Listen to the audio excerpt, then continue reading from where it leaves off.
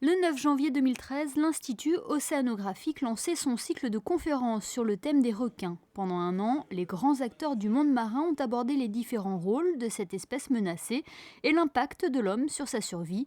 Pour ce dernier rendez-vous de l'année, le tourisme durable était au cœur des discussions. On a cherché à passer véritablement aux solutions pour protéger les requins.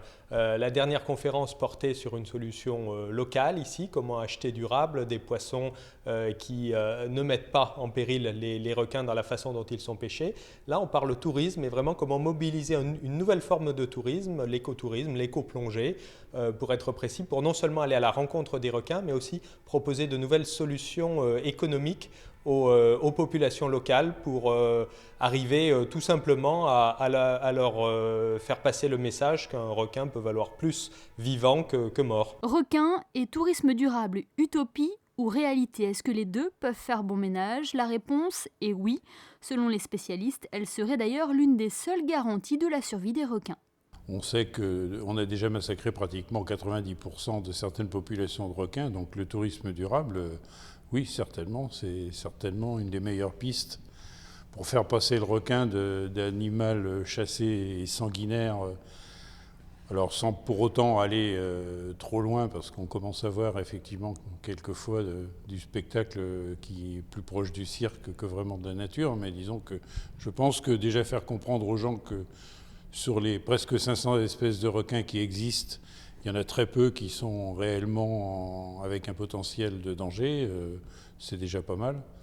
Mais disons que certainement que le tourisme durable, c'est l'avenir du requin, le nôtre aussi d'ailleurs. La sensibilisation est donc primordiale pour la protection du superprédateur, d'autant plus que de nouvelles pratiques peu conventionnelles se multiplient actuellement, telles que le shark riding, une pratique qui consiste à s'accrocher, voire même enlacer des requins en se laissant porter sur plusieurs mètres.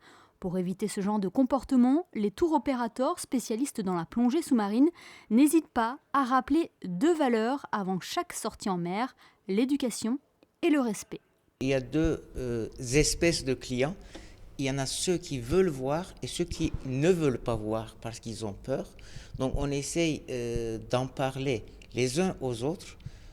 D'abord, ceux qui veulent voir pour dire vous allez voir, mais il ne faut pas s'approcher, il ne faut pas toucher, il ne faut pas donner à manger, donc il faut respecter. Et aux autres, on dit, j'espère que vous allez les voir et vous allez vous rendre compte que ce ne sont pas des poissons dangereux, c'est que des poissons. Et si on ne les dérange pas, ils viennent nous regarder de loin, ils ne s'approchent même pas. Et j'avoue que sous l'eau, avec des tubes, des tuyaux, des masques, on n'est pas très appétissant.